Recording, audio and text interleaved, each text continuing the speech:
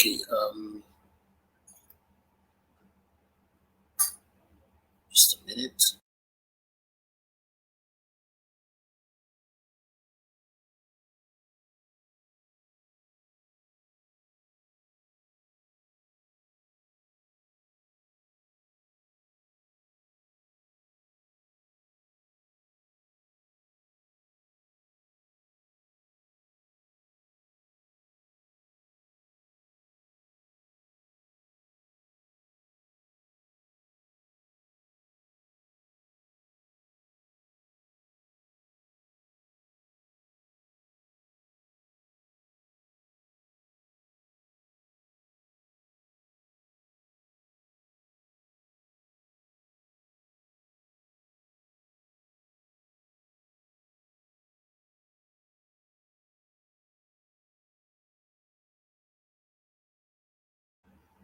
All right, good morning, everybody. Thank you very much for joining us this morning. It's a very cool Thursday morning. My name is Henry, and I'm product manager with TrackSend. I'm going to be your moderator, so to say, and taking us on this journey today on the APID webinar series. I'd really like to welcome each and every one of you and say, especially for those people who are joining us, not for the first time, but have been like a consistent attendee for our webinar series, I'd really want to say thank you. And I hope that we continue to deliver more value with the APID webinar series that is just having few editions to go. Thank you once again. Just quickly, I'm going to be presenting the slide so we can start off as quickly as possible. Just give me 1 minute.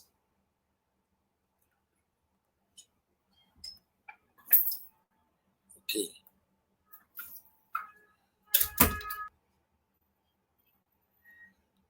So this edition of APID webinar series is quite interesting because we have two very amazing guys who will be joining us on today's edition, and I'm super excited because I cannot wait to get the insights, the learnings that we'll be getting from them. So glad. So I have Temitayo Ige. She's brand manager with This Stuff. We'll get to meet Temitayo when, of course, it's time to present. She's already on the call. We already have Ayo DJ as well. He's marketing lead at Avon HMO. I'm so glad that we have these guys here because I know how much value they're going to give to the attendees at this edition of the APID webinar series. I just want you guys to stay glued and take as much as you can from today's edition. Very quick information about the organizers of the APID webinar series is TrackSend, and we are actually the foremost marketing automation and data company right here in Lagos. We actually serve clients across Nigeria and West Africa. What we majorly do is leverage SMS, RCS, Messenger, and WhatsApp to really grow your customer engagement and in turn increase revenue for B2C brands. I hope that we have a couple of representatives from B2C companies right here on the webinar. With TrackSend, we strongly believe that SMS, WhatsApp, Facebook Messenger, they do have 4 times more open rates than emails, simply because we know that a lot of people are more intimate to these platforms and they spend most of their time. It's easy, to approach them. It's easy to create brand and product intimacy, with your customers using these platforms. So we have a little bit of data around, what I've just established. At the end of the day, 50% of customers leave due to lack of engagement. So if brands and products really are not very engaging with their customers, especially with platforms that these customers spend most of their time on, trust me, you will have a very high churn rate. We want to help brands achieve a lot with regards to their digital intimacy, because this time around we strongly see that the millennial effect is really rampant, especially with the whole COVID-19 situation. Digital intimacy is one of the major things as well that plays a very key role with businesses moving forward. So that's just a brief about TrackSend. You would see that we've actually supported businesses and brands like the Wimbees, MedPlus, and Rand's Media, and so on. With their brand recognition, increasing ROI with their customer intimacy, and so on and so forth. So at the end of the day, is how much engagement you have with your customers, and how much intimacy you have with your customers using these platforms that your customers really are more engaged on. Right. So with that, I would like to say thank you and welcome once again to the APID webinar series brought to you by TrackSend. And I just briefly explained TrackSend. Once again, my name is Henry Tabans. I'm product manager with TrackSend, and I'm super excited to be here. So we're going to, with no further ado, go straight into the first session. And the first session is going to be by our one and only Temitayo Ige. It's time for us to meet Temitayo Ige. She's going to be talking about building a sticky product. I'm so enthusiastic to really know what this is about. Temitayo, can you hear me?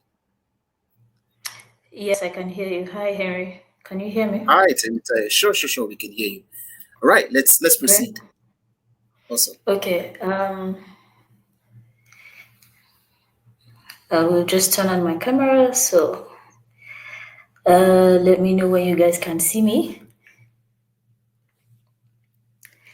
Okay, I'll go ahead while that is. Yes. Hi, everyone. My name is Temitayo Ige. I am the brand manager digital in charge of Central, East, and West Africa at BioStuff. You may not know BioStuff, but you know Nivea. So if you know Nivea, the parent company is BioStuff. Thank you, Henry, and the TrackSend team for this opportunity to speak about building a sticky product.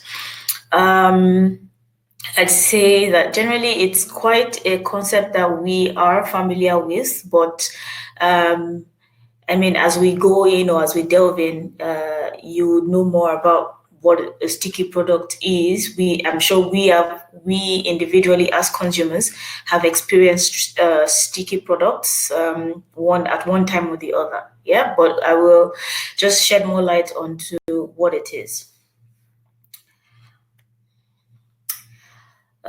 So this is me. Nice to meet everyone that is on now or will watch this later.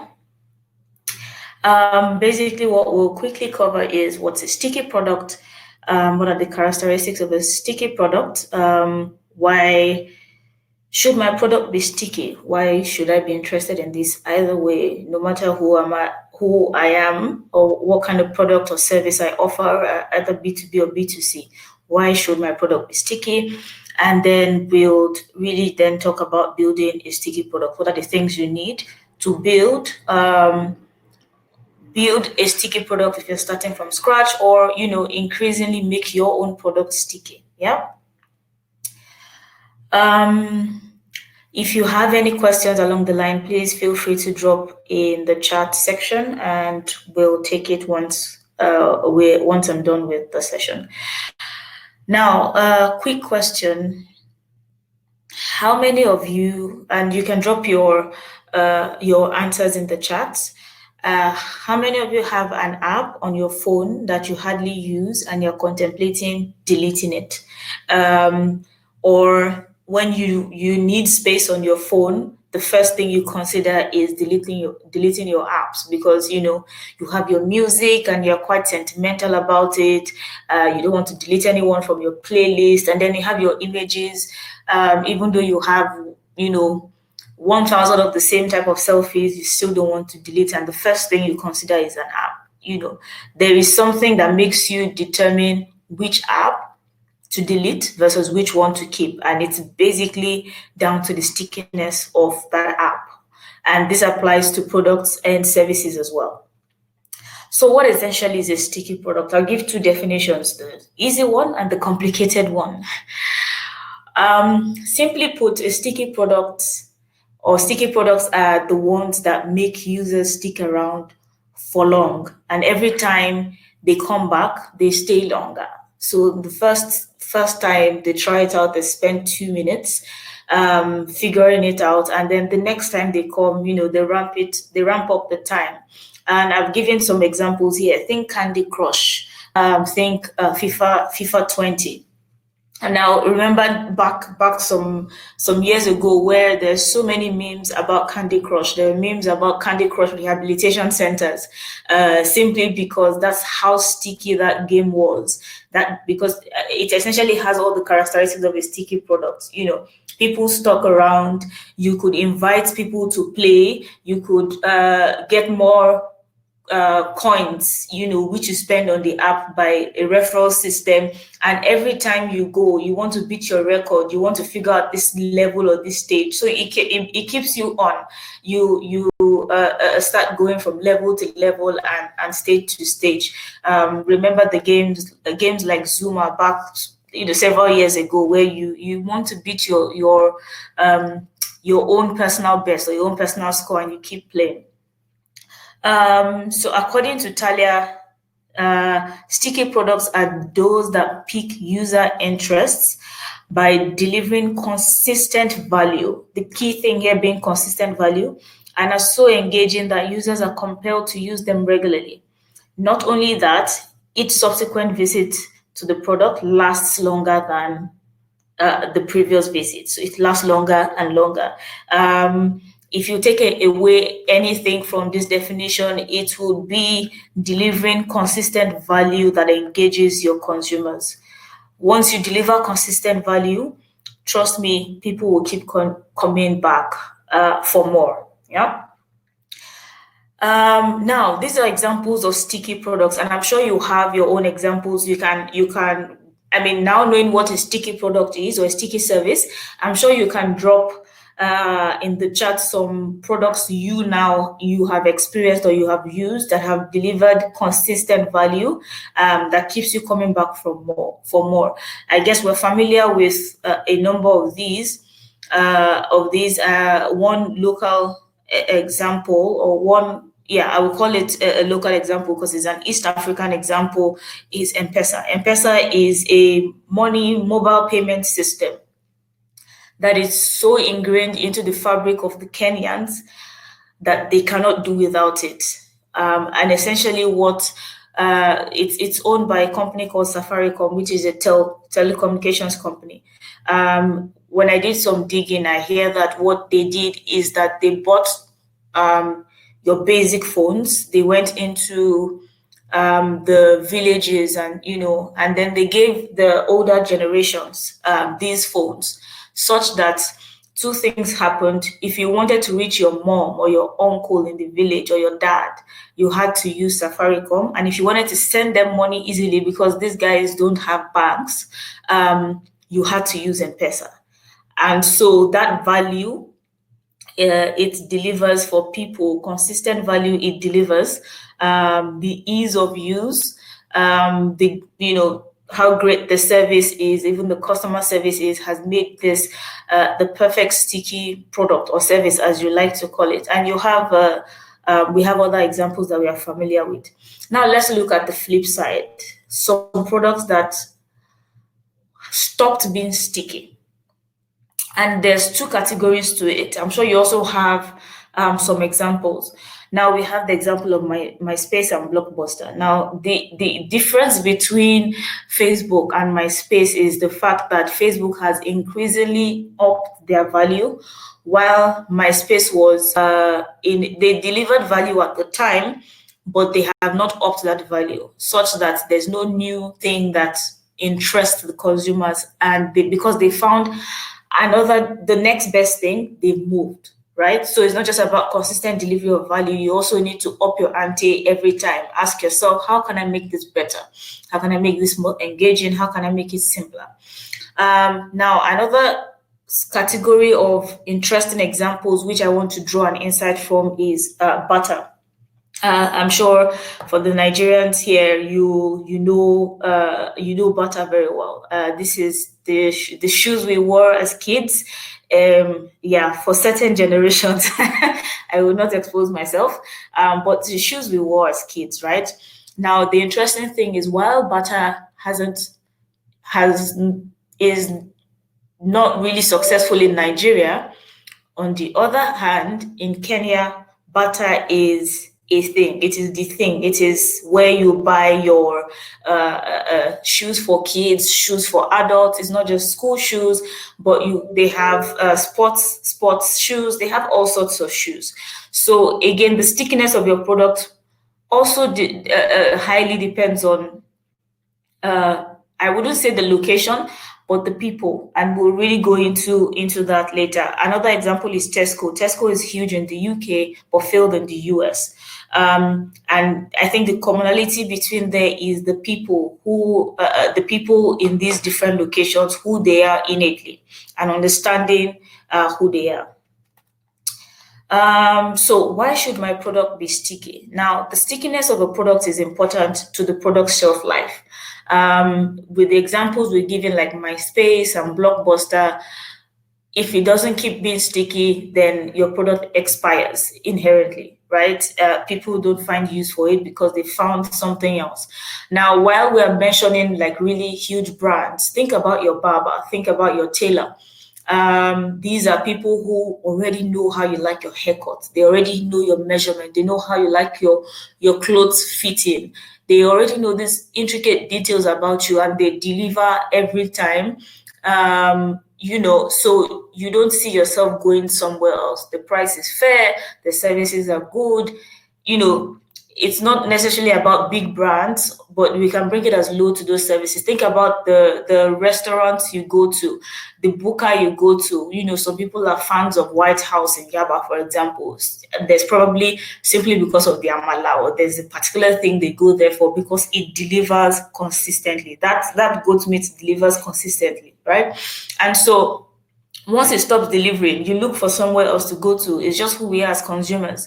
Once your friend tells you, there's this joint, there's this place, you're off, you've moved to the next. So stickiness is also important for consumer retention. To keep your consumers, your product needs to be sticky, like the examples I've given. Nobody wants their consumers to leave. We want our consumer base to keep growing as time goes on. So once you are clear on the value that you're giving your consumers, you necessarily don't need to change them, because you know that this is the value you're delivering. You're delivering it consistently to meet the needs of your consumers, and you are upping your game every now and then to keep them coming back. You really don't need to chase them. Think of those brands, that they don't really advertise, but you would always patronize them. So those are examples of sticky products or sticky services. So basically, for sticky brands, if your product is sticky, if your service is sticky, you require marketing effort, right? But you don't need to chase so much. You don't need to think about it too much, because word will spread. Word of mouth, which is one very huge marketing tool, will get your product around, and then people will refer and all of that, right? So your product essentially needs to be sticky. Now, here are some questions to ask yourself when considering the stickiness of your product. Why should consumers keep using my product? Aside the fact that you are the product owner, put yourself in the consumer's shoes. If someone else sold that product to you or that service to you, would you patronize that person? So why should consumers keep coming back to you? What value have you built into your product or service to keep them coming back? Right? If I was a consumer, will I patronize me? You need to ask yourself these questions, right? And this helps you to realize if your product is sticky or not, if you need to put in some more stickiness or some more flavor into your product. What makes aside from the unique selling point of your product, what other value can people get from you that will keep them coming back? Because to be honest, we know the market. Your USP may not keep you standing out for long. Something else might come up, or someone else might come into the market. Yeah. So these are some important questions to ask yourself. Now, what are the characteristics of a sticky product? I would try to explain each and every one of them. So a sticky product gets regular usage. People use it regularly. Think of your bank app. Even some gaming apps, for those who use like savings app, those who use investment apps. There's several things. What are those? What will make people use your product regularly? I mean, it also depends on the type of product or service that you offer. For you to have a sticky product minimizes the setup. So you don't have to fill in like 12 or 13 fields for you to sign up. They minimize the setup for you to make onboarding easy. Now, for products that are not easy to understand, you have a demo or you have a walkthrough that shows you this is what this is for, this is what that for, and it makes it a lot more straightforward for you to onboard that product or that service. Now, it's built on existing user behavior. You're not trying to create a new path for people to figure out. You're using what people are already used to create a path for yourself or a value or a niche for yourself, right? Data customizes their experiences. Think Netflix, right? You sign up for Netflix, and the more you watch, the more recommendations it gives you. It tells you, because you watch this, we think this and this is what you should watch, right? So data customizes experiences. Importantly, keep it simple as much as possible, because people have less and less time on their hands. And then short time to value. They don't need to have used it for 1 week or a month before they discover the value. In the first couple of usage experiences, they can see the value in this product or this service. So these are some characteristics of sticky products. There are probably a number of other ones, but these are things that you can benchmark your product or your service by. And so, building a sticky product, start with your customer and work backwards. This is almost like a holy grail for almost everything: marketing, product design, product experience. Start with your customer and work backwards. Understand who your customer is. Understand who you're creating value for. Once you understand that, and this goes back to the butter example, you need to understand the market you are in. Kenyans are very different from Nigerians, so you can't automatically expect that something that's worked in this market will automatically work. You need to understand your consumers. You need to understand their nuances, their behaviors, and that would help you to understand what you can deliver to them as value. So first of all, to build a sticky product, identify the problem you want to solve. Importantly, then you adjust your product to solve the problem and offer expected value. If you say you're going to deliver on ABC, ensure that you're delivering ABC and even more, in most situations, right? Ensure that product delivers on the value it promises. And then imagine, someone, it happens a lot with movies, or it happens a lot with maybe food, for example. Someone has hyped the food from a particular restaurant, and then you go there and you're like, the restaurant themselves have said, you know what, our chicken is to die for. And then you realize that, you know what, it really actually isn't to die for. These guys were barely just lying to you. So deliver on the value you promise and communicate the benefits of your solution, right? Ensure that when you are communicate the value you offer. What's the benefit of choosing me over the next person, right? These are the things that essentially you need to communicate. Now, create a feature of value in your product or service which you will be known for and will keep consumers coming back, which we call the bait, right? What's that thing? What's that feature that you can dangle in the presence of what's the carrot you can dangle in the presence of your consumers that will attract them? And then, of course, if you have that thing to attract them, you ensure that when they come to you, the functionality of your product or your service is quite easy to use. It's very simple. All of the things they need, they're able to get immediately without having to dig too deep or dig further. If, for example, they need to get more information, that information is readily available to them without having to do too much to get it. Yep. And so, of course, you also have the hook. Now, when you get your consumers with the bait, to keep them hooked, you have to continue building on your unique selling proposition.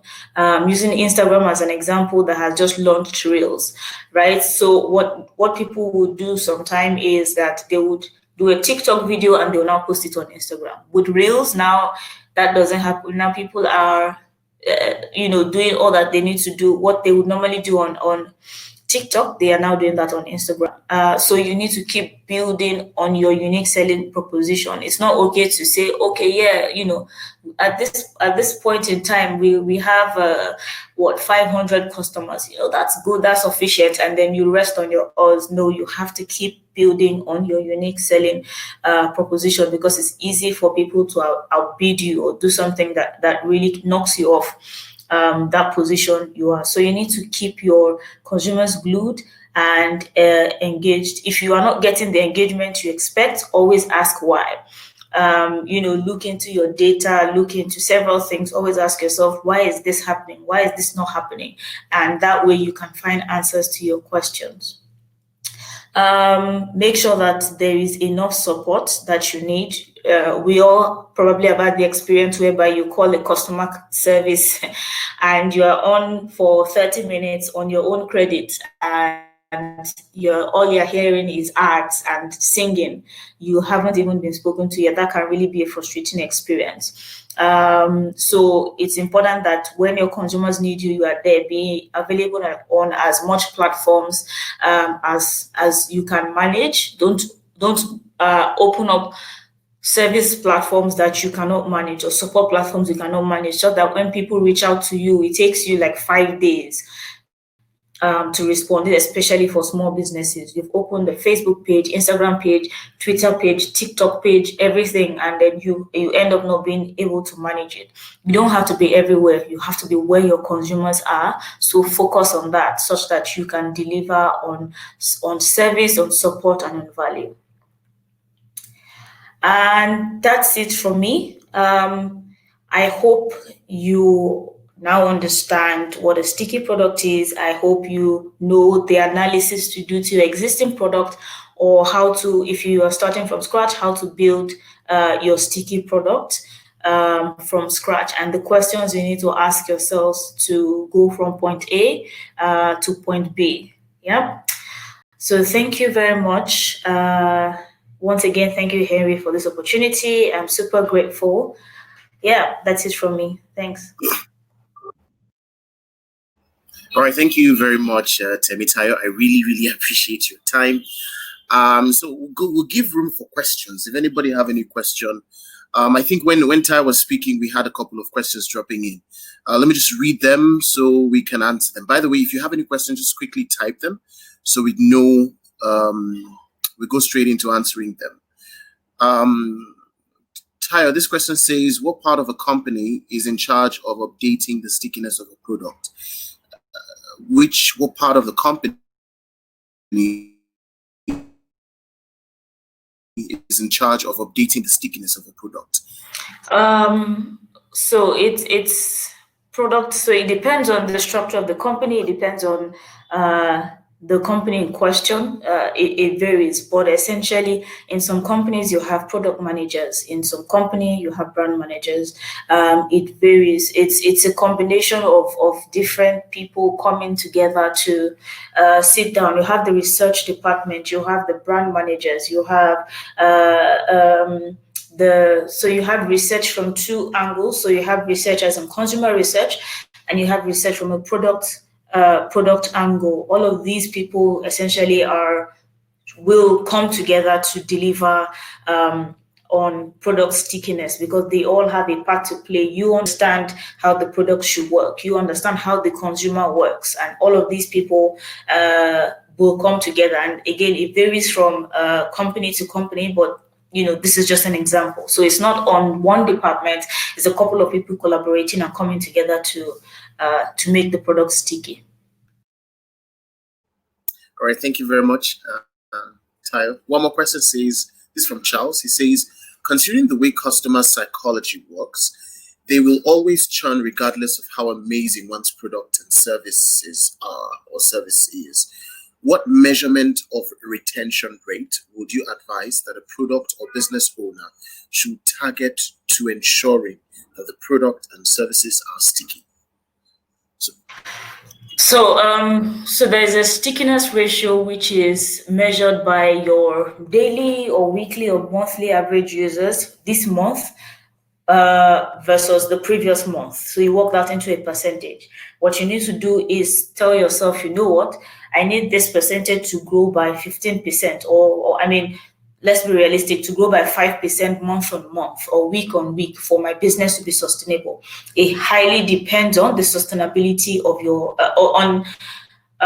business module, or if you're a small scale business, if you're a big scale business, it's going to vary what this person needs versus what the next person needs. But essentially, if you're a website, for example, you need probably your return users to be at a certain percentage versus your new users, and you want to increasingly grow your return users because that shows that those are your loyal customers. You want to grow that by 5% every month. That helps you to then work backwards and say, if I need to grow this by 5%, what are the things I need to do to keep them there? What are the values or services I need to deliver consistently to bring more and more people? How can I infuse a referral system that brings new people and then converts new people into returning people? So these are the several questions that you need to ask yourself when considering,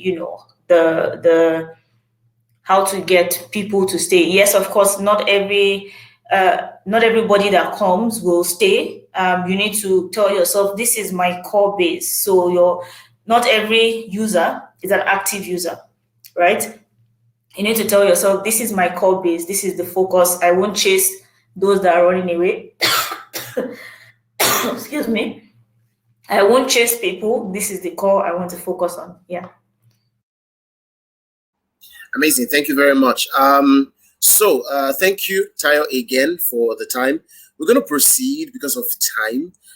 Just a very quick commercial. I'd like to say that by the end of this webinar, there will be a couple of giveaways or courtesy buy stuff. So what's going to happen is we'd have a survey. We would have attendees actually take part. And of course, we'd have to pick a couple of early respondents. And then the early respondents would definitely be the ones who would benefit from the giveaway. So just stay glued to the webinar. We'll try as much as possible to be on time. So let's just pick one more question. There's this question from Charles again. I think he needs further clarity before we can move on to the next session. So very quick, it says, for products that does not really involve customers' repeat purchase, would you say focusing on acquisition is okay to enable product stickiness? Yes, absolutely. I mean, if you could give an example of products that don't require repeat purchase, it will be great, and I can use that example in an example. But of course, that for you, that means it's acquisition. You're looking for new people every time, and so whatever your effort is towards onboarding new people, getting new people on board. It's basically getting Deji to tell his family that, you know what, there's this fantastic place, you can do this and do that, and then they patronize, and those other 5 people are able to tell individuals, 5 more individuals, that there's this place you can do this fantastic stuff, and they come on board. And so that way you keep getting new people. If Deji comes and he gets a very terrible experience, of course, you know that he's not going to tell anyone about it. So it's very important that, yes, acquisition can, of course, be your strategy due to the nature of the business, but ensure that you consistently deliver value on your service or your product. Okay, thank you very much, Tayo.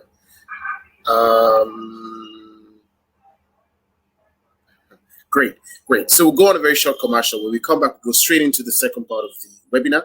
It's just a very short video telling you a little bit about the organizers of this event. So just stay tuned. Thank you very much, Tayo, for your time. We move straight into the other part of the webinar.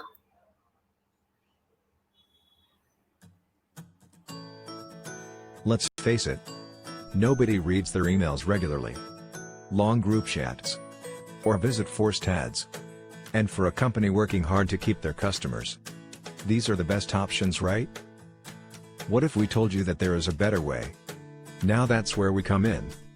SMS, WhatsApp and Facebook Messenger have 4 times open rate than email. With TrackSend, B2C marketing teams will grow engagement and revenue with mobile messaging.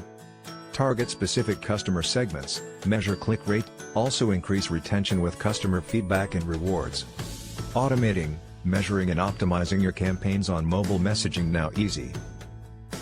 Visit tracksend.co to request a demo.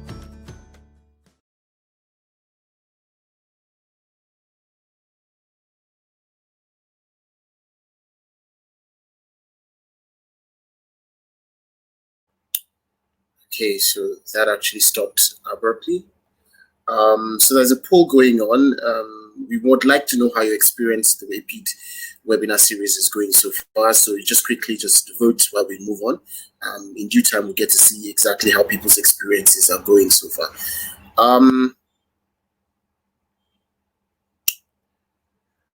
We move straight into the next part of the webinar, which is the second session. And session 2 would be by our very own Ayodeji Akintade.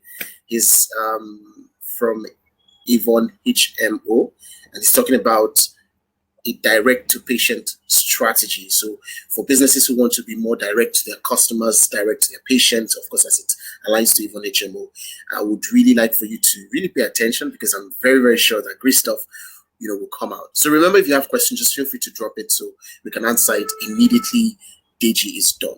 Right, Deji, are you here? Can you hear me? Hi, can you hear me? Great. Thank you. Just proceed. Hi. Okay, how you doing? Amazing. I'm doing amazing, man. Okay, hello everyone. Good morning. My name is Deji Akintade. I'm the marketing lead at Avon HMO. It's a pleasure to be here. I'd like to thank you to Henry and the team at TrackSend for this opportunity. So I'll be here to talk about, share my thoughts basically on direct-to-patient strategy. And I'll be talking about Avon HMO and our approach basically now, so that it gives everybody a clearer picture of the strategy I'm trying to explain. I don't know how many people are in the healthcare sector here, because the direct-to-patient strategy basically would speak to how hospitals and brands in the healthcare space engage their enrollees and patients. It would be nice to know, or else I'll just give like an overview of how it's important to speak directly to consumers, irrespective of the industry sector that you're in. Okay, let's dive straight into it. Just a little bit introduction, basically. Currently, at the moment, I think there are 42% of internet users that usually go online to look for information about healthcare professionals, about hospitals, before visiting a clinic, before visiting any professional. About 30% of these people use the web basically to check for hospitals and other medical facilities. This shows the traffic basically, and how people look for information, where the audience are, and how to reach them. And as patients turn to digital channels for information, the effectiveness of traditional marketing, traditional channels as we know it, is quite on the decline, because, I mean, most people are on digital now. And so recently, with the whole pandemic and everything, that most people are online, businesses are online, reaching their audience online. So many focus, so many attention has shifted to digital space. So instead, I mean, targeted directly to patient marketing strategies create a personalized conversation with patients, with physicians and medical practices. Like I mentioned, traditional companies basically, I mean, you spend on billboards, the way marketing has always been. You spend on newspapers, you do press ads, you do radio, you do TV and offline. But most of the marketing budget are moving to digital right now, because that's where your audience are. And today there's a big marketing shift in the digital space. And even at that, I mean, the question basically for every strategy, the question is, how do you reach your audience? How do you want to reach them? What's the best way of reaching them? What exactly are you saying? These are the questions that I'll be answering in this presentation. But first, let me talk about Avon HMO, give you guys a little bit info about the business and what we do. We like to regard ourselves as the most innovative healthcare company in Nigeria at the moment. What we do basically is we have a mission basically, and which is to empower Nigerians to live a healthier, fuller life. We want to ensure that everybody from all walks of life have access to adequate and effective healthcare services whenever they need it, without financial constraints being an hindrance. We don't want you to start crowdfunding whenever you need to sort your medical bills. If you have health insurance, you don't want to have to worry about that. This slide is looking funny. Okay, basically we have plans for individuals, we have plans for families, for associations, for corporate organizations. And the way we develop our health plans, we've developed them in a way that it's for every, no matter what stage you are in life, we have a plan for you. If you're an undergraduate, we have a plan for you. If you're a young executive, you just finished school, you are looking for a job, you just started a job, or you're a middle-level manager, or you're a manager, you're a CEO, we have a plan for every stage you are in life that has been created specifically for you, because, I mean, we have different medical needs. So we don't expect a CEO or someone above 40 to have the same medical needs as an undergraduate or someone below 25. So once you're subscribed to our health plans and you follow you, basically what we do is to come in and we take care of your medical bills, make sure that you have access to quality healthcare services. Okay, so let's get back to the slide for today. So how do you reach your audience? Basically, every company wants to sell. Every company has an objective. There's something you're trying to achieve, and for every goal as well as a strategy, when it comes to reaching your target audience, I mean, even when you're going to HMO, it's not an exception. We have a goal, we have an objective. Even if we have a mission of empowering Nigerians to live a healthier, fuller life, there's a strategy to it. And one of the key strategies that we use, one of the channels that we use, is mobile marketing. Even though this is, I mean, it's part of the strategy, there's still, like I mentioned earlier, there's a how, there's where, and when to consider. So your strategy could be you're trying to drive engagement, you're trying to create awareness, you're trying to increase conversion. But how do you intend to do this?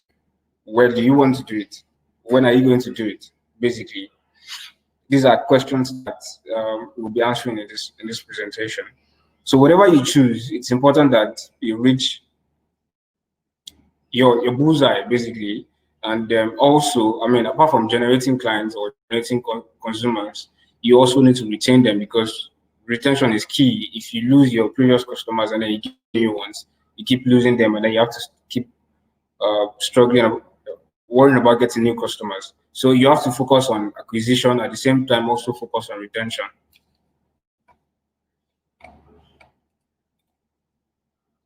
So for us at Avon HMO, our action strategy, basically, like I said, our mission is empower people to live a healthier, fuller life. So we see ourselves as a partner in health, which is why we tell, if you check our communications, if you've come across any of our communications online or offline, it's always about encouraging people to go on, live their life, fall in love, start a family, start a business, go on an adventure, do whatever you want to do. You want to buy a house, you want to get a car, you want to do something, anything you want to do, just go ahead and do it, because we have your health covered and you don't have to worry about your health. Because, I mean, as a partner in health, we look after your health.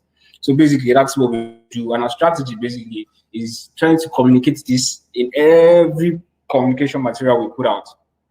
So the mission filters down to our marketing strategy, because I mean, it's never about buying your plan for us. We don't come off and say, come and buy your plan or subscribe to our plan. It's more like a lifestyle brand. We give you tips to make sure that you don't even have to fall sick, which is why I won't be mentioning patients. I'll probably refer to them as enrollees. members, and for the sake of people in other industry, I refer to them as customers. We don't refer to them as patients because, I mean, you won't always follow you. I mean, we don't even expect you to, but when you do, we come through for you.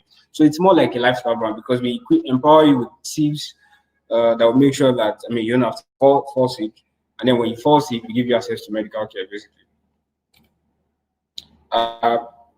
There are a wide range of ways to reach our audience, but it's important for you to look at what works best for you. What works for us might not work for another channel, but I'll be mentioning the key channels that we focus on in-house. And I highlighted some here. I think most businesses currently leverage all these channels as well, but I mean, in different ways. Social media, paid and organic search marketing, email marketing, SMS marketing, and at the center of everything I have here is content marketing. Today's consumers and business decision makers are becoming less and less susceptible to sales. The promises you get from brands saying, you buy this, you get this, like Tyler was mentioning in a presentation earlier. So people want you to put out content that they can relate to. They see banners everywhere. They see brands coming up to say, if you buy this, you get this.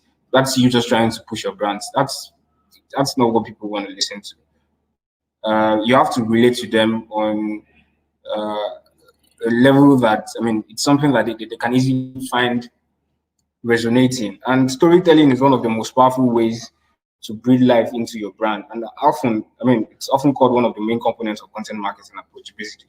So what it does is it gives your product and services an identity, and it helps you capture and share the stories the way they really are. So you can target your audience on a journey that they yearn to experience, basically. I'm going to be giving an example on how we are leveraging content marketing, basically, to drive our own objectives. So why content? There are two ways to sell the product. It's either you introduce it to someone and ask them to buy, or you tell them a story that makes them fall in love. At Avon HM, what we do basically is to try to leverage both. So we're trying to build something that is bigger than not just selling health plans. Like I said, we try to position the brand as your partner in health. So we're saying, come and buy a health plan, come and buy a health plan. What we are selling is more than health insurance, basically. It's a community, it's a family, which is why sometimes some people refer to us as, I mean, even my Avon family, my Avon community. So when you come on board, when you subscribe to our health plans, we don't just treat you as an enrollee that needs to access care. You become part of our family, and this reflects in all our communication materials that we put out. So, like I said, I mean, rather than just asking people to come and buy, we also do our best to improve people's health-seeking behavior. People are going beyond just looking for a product these days. They want to get a brand that speaks their language. And direct to marketing, direct to patient rather, strategy of marketing makes that possible in a very interesting way, because you wouldn't focus on just trying to achieve your business objectives. You focus on the consumer, you focus on the enrollee, and you focus on their common health needs. And you won't even find us just sending out, I mean, because of the data access to data that we have, you won't find us sending just random emails to people, random communications to people. It's always very segmented and targeted. We know patients that have been to hospital. We know their illness. We know their conditions. If it's diabetes, you've been to hospital for maybe twice or three times in the last quarter or in the last month. And you had malaria or something. We have this audience segmented in different categories. So we have communications that have been developed to engage them. So like I said, let's say, for an example, you have an enrollee that's been to hospital in the last quarter, and then the enrollee keeps going to the hospital because of malaria. So we push out communication about malaria. We reach out to this enrollee to give the enrollee tips on how to stay healthy, things to watch out for, and how to prevent falling sick again. So these are like targeted communication. When the enrollee sees this, I mean, they know that So you guys are actually paying attention to me. You know that I've been to the hospital 3 times. And it shows that we're not just trying to sell to you, or we're just, we sold to you and we give you access to care whenever you need it. But we are concerned about your health. We are watching. We know what is going on. If you go to the hospital 3 times, 4 times, we know. And I can't even mention the number of families we have on a database, but it's so much that even with the number, we still pay attention to them. So which is why data is actually very important and it's key to us in-house. Part of the content as well, whenever you put out content, it needs to, apart from just trying to sell or trying to engage your audience, it needs to show empathy because of the industry that we're in. You need to tell them, you need to show them that you're compassionate. You need to account for the comfort level of each individual. Not every medical condition is easy to discuss. Some don't even want to, that's why we don't even send general emails to everybody. Some patients might not even want to admit that they have a certain issue, even though they know that, you've been to the hospital, we know that we have access to your records, but still when we call them or when we try to engage them via messages, they still don't want to admit it. So, this is where you come in, and this is what differentiates your brand from your competitions, basically, because your approach and the way you engage them, you have to make them understand that you're concerned about them. You have to make them know that, you have to deliver the content in a way that they can easily consume it privately. I started with the strategy and the content and the channels that I mentioned earlier, but you also have to understand that, apart from just putting out content, leveraging different channels, who exactly are you trying to talk to? Because content is useless with an audience, and the wrong content to the right audience is just a waste of your time. You have to get the content right. You have to get the audience right. Even when the content is phenomenal and then is given to someone that does not need it, it's a waste of time, basically. Imagine talking about a boss life plan to a boss life is one of our top plans, basically. It gives you more access to um, a wide range of benefits, advanced range of benefits, basically.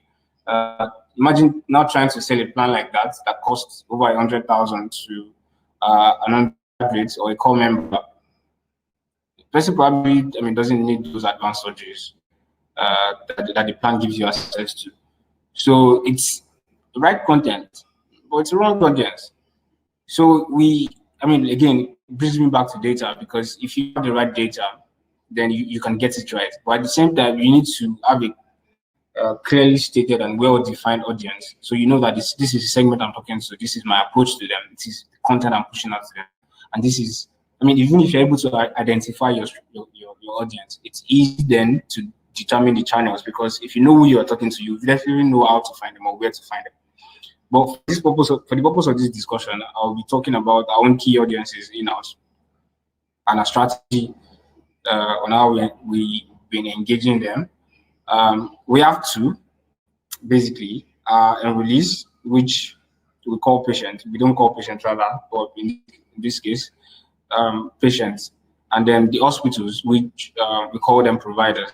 Hospitals are the ones that interface with our enrollees, basically, because we are more like a middleman.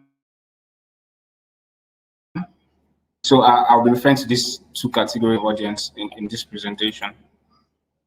One more thing I mentioned is that your audience can also be flexible, even though it's clearly defined and all, because healthcare, it's more like a people's business, and our audience are constantly changing roles. So it's also important to keep up.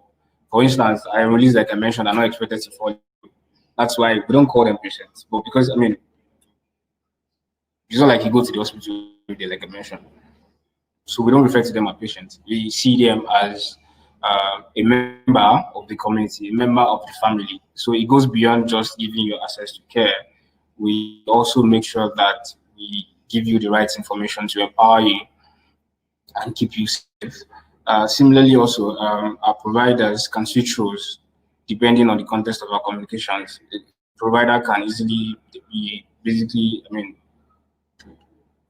diagnostics centers. It can be specialists. It can be general consultations. I mean, it is a different context. So it's actually very important, because if you don't have an understanding of your audience, it's very easy to mix up communications. It's very easy to be generic in your communications. I mean, people, when you are saying same thing to everybody, very few people will get the message right. And it's important to define who you're talking to. And by then, you'll be able to come up with the right messaging that they will be able to relate to it. So talking about the channels that I mentioned, like I said, social media is a key part of our marketing, and it's where people you want to engage with are at the moment. I think currently we have over 2 million Nigerians on Twitter. We have a little over 8 million on Instagram, and 7 million on 22 million or thereabout last time I checked on Facebook. So these people are active, and these are like more like a target audience, because we realized that at the moment, less than 4% of the entire population are covered. And there's this mentality about health insurance. People just feel like, I'm not going to fall sick. God forbid I fall sick. But so far, it's starting to change, because, I mean, that's why we always focus on content busy, because we try to educate people and not just to sell to them. It's changing, and more people are focusing on health insurance. And it's even interesting because these are young people, basically, who are active on social media, which is why this channel is very key to us. And these people are also the people that are going to move to the next stage, basically, in the next couple of years, which we're hoping that by then, more people will have taken insurance seriously. So I'm still going to explain more on this. But the other channel also is paid and search, paid and organic search. So we always try to remain visible on search, because, like I said, people just want to go online to check out a brand. If they hear about a brand, next thing is to check Google. If they listen to a radio advert, next thing is to check Google. If they feel some type of way, next thing is to check Google. If anything, people just come to Google. I do, most people do. So we realized that this is a platform that we have to be very visible on this platform. And if you check for keywords in HTML, insurance, basically, you definitely see a HTML there. However, it's also important not to stop there, because if you are visible on Google and you have your website, they're also going to start noticing that some people will be checking you out. So if they see you on search, they tend to visit your platform. So we also engage them with other forms of marketing like display. So when you visit the website, even if you don't end up buying a plan, because if you visit the website, you can easily subscribe to a plan without having to call anybody. We target people like that with communications online. So when you visit our website, you still see a 1HMO. So, I mean, basically, we're just following you everywhere. Email marketing as well. This is actually one of our key channels, because this is how we communicate with our existing clients and prospects. Email marketing, the way we use it is actually very different from how other platforms use it. So we don't, like I said, we don't try to sell. If you come across any communication from it won't be about selling a plan. It's just basically going to be about maybe things that are happening, trending health topics that people are talking about, and then we're trying to equip you with the right information, or trying to tell you that we are this, we are that. So we focus on sharing email content that people find helpful, basically, and this has encouraged more people to subscribe to a plan. And that's basically, I mean, how we tailor our content in email. So for the sake of people in other industries, I'm just going to say that it's very important to tailor your campaign to reach your audience, and you have to segment this audience based on their socioeconomic class, based on their buying behavior, basically. Because sending out diversified campaigns to each of your lists is going to ensure that you are correctly communicating with each individual, each audience. And then you also have to learn how to automate your emails to reduce, I mean, the whole long-term work that you have to put into it. And also make sure that you send a follow-up email. So for every email you send, because a brand, someone needs to be exposed to a brand at least 8 times before they decide if they want to convert or not. So you have to like follow up to increase your open rate, to increase your click rate as well. You also have to track the success of your campaign. I mean, the results will allow you basically to make effective changes to your future campaign. So when you're running an email campaign, you send one, track the performance, check how many people opened, why didn't they open. You can even create A/B testing to check, okay, I tried this subject, the open rate wasn't fantastic. I tried this other one, it was a good one. So it gives you like an insight on the type of email that your audience, subjects rather, that your audience responds to. So that's it for email marketing. One other channel that is also key to us is SMS marketing. Thanks for the guys at Traction. Basically, just think of SMS as a way to enhance how your brand engages with your customers across the entire customer cycle. So we send tips. You subscribe to a plan, you get a message from us. Your plan is due for renewal, you get a message from us. You haven't renewed, you get a message from us. There's something going on, there's a pandemic, there's an outbreak, there's a disease outbreak, you get a message from us. There's whatever it is that happening in the healthcare space, we always communicate via these channels, SMS, email to our release, and then we leverage these platforms to drive engagements, like I said, with our clients, and also sometimes our prospects as well. And thanks for the platforms, like I said, like Transcend, which I must say is a fantastic platform because of the features basically for client acquisition and retention campaigns. Also, the insights that you get from every campaign that you send. So, as opposed to the other SMS platform, when you send messages, you don't just want to shoot that stuff in the dark, and then you don't know how many people saw it. You don't know if people actually click on the links that you have on them. But TrackSend, I mean, gives you these insights, and then you can easily tell that, okay, fine, I sent these messages to 100 people. Out of the 100 people, 80 people opened. The remaining 30 that didn't open, you can then send another communication to them to say that you sent a message, but notice that you didn't open. And then we're wondering why you didn't open. Could it be because you can then engage them further? If you send an email to them, they didn't click on the link, you can then send an email again to the people that didn't click on the link to ask why, then still offer them something else. Generally, SMS is one of the, most effective channels. It has a bit rate of 97% within still 15 minutes because, it's a mobile phone. Most people always play a mobile phone, and they always on their mobile phone. So when they get a message, they check within 15 minutes of delivery. And you can be rest assured that, you can be assured that your messages will be read because, some people always leave their messages unread, but I'm one of those that they always check our messages. So even if they don't read it, at least they know that they got a message from you and they will probably, or they are most likely going to put it out eventually. So additional things that are also included apart from the channels, you need to be consistent with your branding. As a brand, it's very important for you to be consistent with how you position your brand, how you want people to see you, and what you want them to relate with when they come in contact with your brand. You need to figure out what your brand is about. What's the unique service about your service, about your product, about your brand? Is it the way you treat your customers? One of the messages in the core of our own operations is responsiveness, because the industry that we're in is very sensitive. When a release is trying to call you and they can't reach you, anything can happen. So we are always very responsive, and if we miss a call from a release, we have to return the call. We return every calls we get. If there's an email that has been sent, you have to respond to the email immediately. So you need to find out what it is and then be able to make sure to communicate this, make sure that your customers are aware.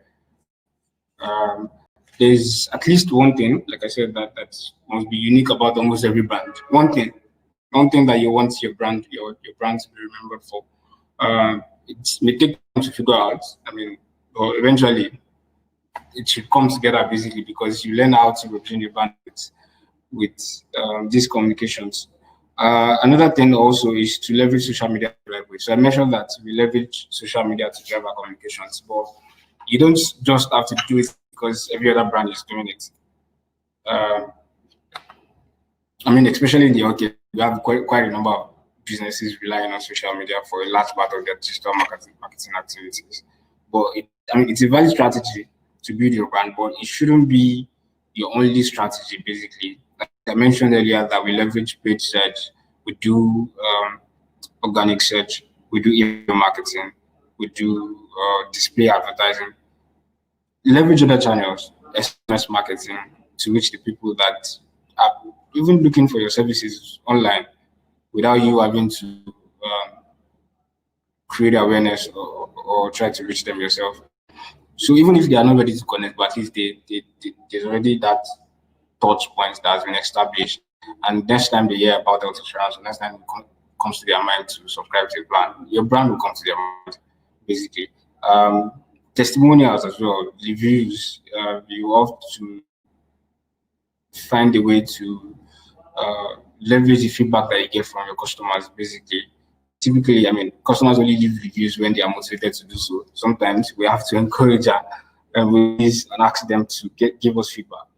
And sometimes it's basically when you offer a good service, even without asking them, they just tell you that we get quite a number of them from our release. And if they had an experience that's probably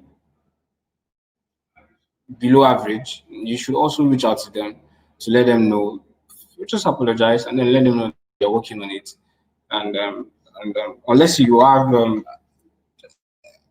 you're actively asking for reviews, basically, you miss the opportunity to leverage this strategy because there are some potential customers that are probably going to just randomly check out your brand on social media, try to get what people are talking about before they decide if they're going to subscribe to your plan or visit your hospital or even patronize your brand. And then based on the feedback that they hear or based on the things that they know that people are talking about, will determine if they will go ahead with that decision or not. So it's important to leverage feedback, positive feedback from your clients, from your employees, and push it out so people can see. You also have to constantly communicate to your employee and then show them empathy. Engaging with your clients with these channels helps you to create and strengthen the relationship that you have with them. Your internet audience is also one of your strongest audience, and it's one of your most important marketing assets. Actually, people that they've already experienced your brand, people that they know what you're up to. They can verify your claims about your services. So these are the people that they're already paying for your services. So you need to pay attention to them. You need to always make sure that you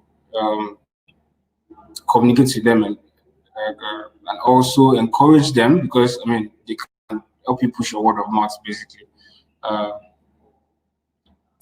Your online reputation of your brand, because in any case, you also, because this digital space can be very sensitive, and in any case, your reputation needs to be protected. So you also have to monitor your presence, monitor sentiments online about your brand. Keep in mind that certified customers will give you positive feedback. They will share you to the world, but they will talk about your brand to everybody around them. But the customers that are not certified also will come online to talk about your brand. So you also need to manage your reputation online by always responding to them. Some brands don't respond to negative comments, but I think all brands should do that because in as much as you retweet and repost good feedback, it's also good to you won't probably repost that, but it's also good to engage them. If there's a customer that comes online to complain about your product or your service, be sure to reach out to them, apologize for the experience, and then try to resolve whatever issue it is that they've experienced. All these things, all the strategy, the channels, and the ideas. The goal of every business is to generate profit, basically generate revenue. So you have to be able to track all these things. You have to be able to track all your campaigns. You have to be able to track all the marketing initiatives that you have, because whatever it is that is not measured, it can't be managed, it can't even be improved on. And many people have the opinion that any marketing effort is useless if it doesn't translate directly to sales. But it is also important to identify what your goals are in the first place. Are you trying to create awareness? Are you trying to generate sales? Are you trying to drive engagement? When you have all these things clearly stated before you launch any campaign, then you can easily track it to say that, okay, fine, can this be considered a successful campaign or not, based on the measure, the metric that you already identified. There are things that point to how well your marketing is doing, but sometimes people ignore this. For instance, are you retaining your customers? Because not all campaigns geared towards acquisition. Some basically focus on retention.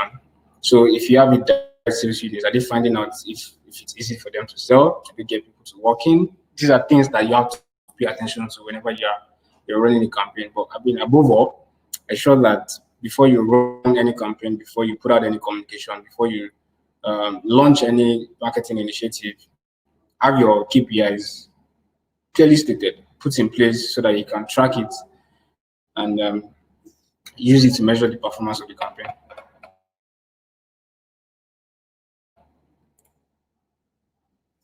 This brings me to my last slide. So whatever industry they're in, it can be healthcare, it can be any other industry. Patients play a major role at the moment for those in the health space in the healthcare decisions. The internet, it makes it very easy for them to, without even having to visit a doctor, to self-diagnose, to check out medical information about whatever it is that is wrong with them at their fingertips. So therefore, I mean, you have to consider including patients in your strategy. You have to create content that they can easily resonate with, so that whenever they're searching for this information, they will see you, they will see the content that you've already put out, and then they'll be able to reach out to your brand and find the content relatable and personalized to them. And in the end, they have a better insight into their medical needs, the information that they're looking for. And this will help them make a decision to not decide if they're going to check out your brand or visit your clinic or buy your brand or buy your products, basically. And this applies to applies to other industries as well. If you put out, it's basically inbound marketing. If you put out enough communication about your products without even having to talk about your products, but what it does, when people are searching, when they are trying to find information about the product they are selling, and then they find this content, they know that you're not trying to sell, you're basically trying to solve the problem. And after being empowered with that information that you put out, they can then decide to say, okay, fine, I am going to go for this brand. Even when they're not ready to convert at that moment, you're already top of mind. And then when they eventually decide, your brand will probably be one of, if not the top, or one of the brands that they will consider to go with. Thank you everyone. That brings me to the end of my presentation. Thank you very much, Deji. Thanks a lot for your time. I think we have a couple of questions.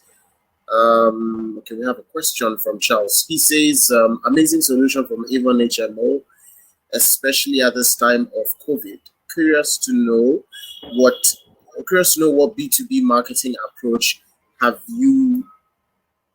Let me take that again. It says, curious to know what B2B marketing approach have you fostered for onboarding companies and startups that are seeking to help subscription plan for their staff? Okay, so we have quite a number of initiatives. What we try to leverage is partnerships. If I understand the question correctly, if a startup is trying to give access to its staff health insurance, we have plans that are customized to every company's needs. So it's not even just generic. You tell us what you need, tell us how many staff you have, and then we create a plan for you. And then also, because I mean, most of our premiums are paid yearly, we also have partnerships with brands that you can subscribe to that gives you access to be able to pay monthly. So even if you can't afford to pay yearly, you can pay your premium monthly by subscribing to this platform.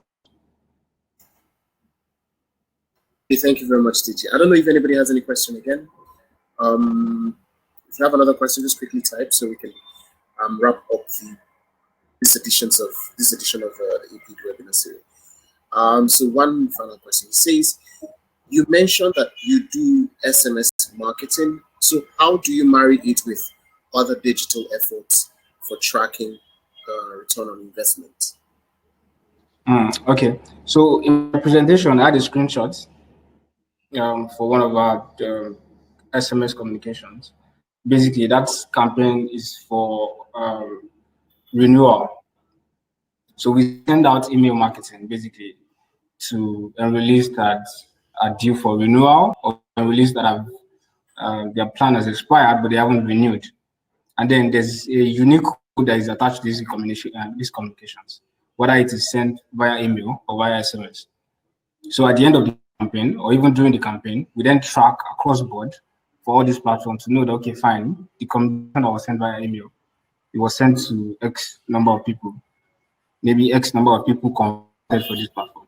And then one that was sent via SMS or via email or via any other channel, how many people did we send to? How many people converted? How many people clicked on this unique URL? And then what's the conversion rate? And from that understanding, we're able to now track, okay, this is the top performing channel, or this is the channel that, is not generating better results, and then we optimize. Okay, great. One final question this is from Charles as well. He's asking, how do you identify the pressing health concerns from your patients, and how do you use those data in your marketing communication? That's a very good question. So I mentioned during the course of my presentation that data, I feel like data is at the core of your marketing, basically, or else you just be shooting in the dark. You'll be pushing out communication that people won't find relevant. Data for us is actually very important. So we have access to enrollees. We have an in-house data team. We call them business intelligence. That's the unit. They look at the patient's behavior, basically. How many times have you visited the hospital in the last 3 months? Those 3 months that you visited the hospital, why did you go to the hospital? Was it because of malaria? How many times? They study this pattern. So we have this data that in just by looking at the dashboard, if I want to see how many people so far this year, how many of our enrollees have been to the hospital to treat their diabetes, I can see their data. And then I extract that information and then create content specifically for diabetes patients. And if I want to look at people that haven't even been to the hospital at all, because these people are not probably going to renew, they're more inclined not to renew your plan because they haven't been to the hospital. I look at that data and I create communication to say, okay, no, I know we know that you haven't been to the hospital, but we think that it would be nice for you to go for a wellness check, just to, be sure that everything is all right, even if you don't fall sick. So these are the way we leverage data to create targeted communications. Awesome. Thank you very much, DG. Thanks a lot. So that will bring us the end of the APID webinar series today. One quick information. We did a very quick poll to ask really how people understood the meaning of APID, if everybody really knew what APID stood for. It's good to know that a large number of people who attended the webinar really knows what it stands for. It really stands for adapt, pivot, innovate, and doing nothing. So for us as Tracksend, we wanted to really give more value and more insights for businesses, or those who really want to start businesses within this period. And it's about trying to see how you can strategize or garner enough information about adapting towards more results for your business within this COVID-19 situation, pivoting as well if that is an option for you, innovating around your product, and as well we wanted to also provide value for people who are doing nothing, to also see if we can actually have them understand how to revamp their marketing strategy to start doing something. So that's really the essence of the APID webinar series. And we've had a couple of insights from people who have been able to join us at the webinar. And today we had Temi Tayosh from BizStuff and Deji from Avon HMO. I really appreciate your time, people. Thank you everyone who attended, I would be dropping a survey for you. Just take that survey. That's the link over there. The first 2 respondents for this survey would definitely be contacted, and you would have a giveaway courtesy Buy Stuff. Buy Stuff, however, are the ones who make Nivea deodorant, Nivea body spray, and so on and so forth. And you've also had an opportunity to meet Yvonne HMO, and I think he had time to really talk a bit about Yvonne HMO. So if you're interested, you could also reach out to Yvonne. I think DG, you shared a particular contact as well for people to be able to reach out. Yes, if I'm not mistaken, I saw something like that. So you get the output for this webinar, and you'll be able to reach out to these businesses. I appreciate your time, everyone. Thank you very much for joining us, DG. Thank you. I think you're the last one standing now with the presenters. Tayo left us some time back. Thanks a lot. Have a lovely day. Of course, DG will continue to be keep in touch. For those who joined us, amazing. Thanks for joining us. Once again, my name is Henry.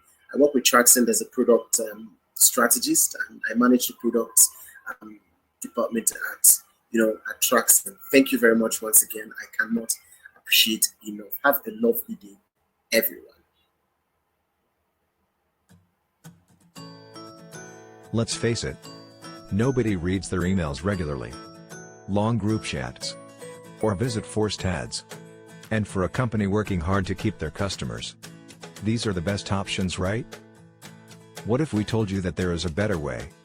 Now that's where we come in. SMS, WhatsApp and Facebook Messenger have 4 times open rate than email. With Traxcend, B2C marketing teams will grow engagement and revenue with mobile messaging. Target specific customer segments, measure click rate, also increase retention with customer feedback and rewards. Automating, measuring and optimizing your campaigns on mobile messaging now easy. Visit Traxcend.co to request a demo.